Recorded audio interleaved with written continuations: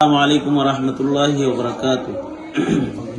আলহামদুলিল্লাহ, আমরা এই মুহূর্তে আমির হেফাজত দামাত বরকাতুহুমের কাছে যে বিষয়ের ইজাজত এবং হুজুরের দোয়া নেওয়ার জন্য উপস্থিত হয়েছি সেটা হলো আগামীকাল রোজ শনিবার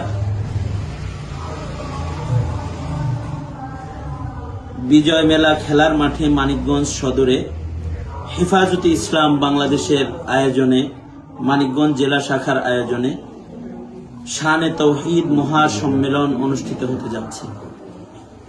বাউলদের আল্লাহ পাকের ব্যাপারে কটূক্তি এবং কোরআন সুন্নাহ ইসলাম বিরোধী যে সকল কর্মকাণ্ড তারা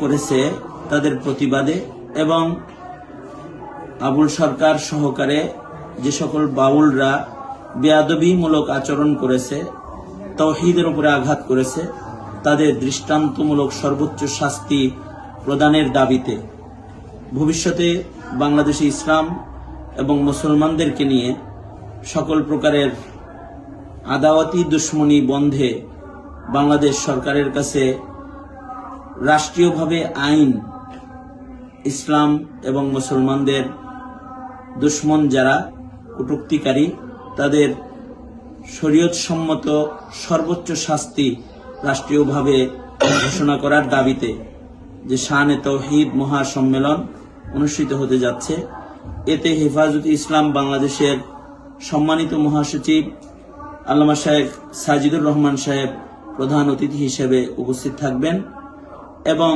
অন্যান্য ওলামা হযরতগণ, দায়িত্বশীল আলেম ওলামারা, হেফাজতের কেন্দ্রীয় নেতৃবৃন্দরা উপস্থিত থাকবেন।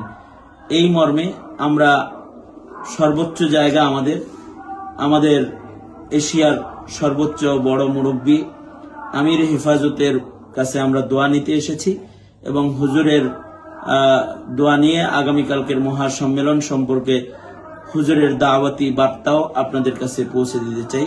হুজুর 1 মিনিটে কিছু বলবেন।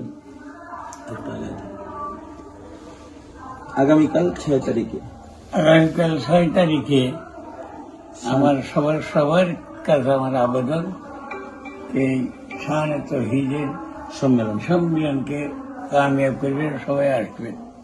জি, ঠিক আছে।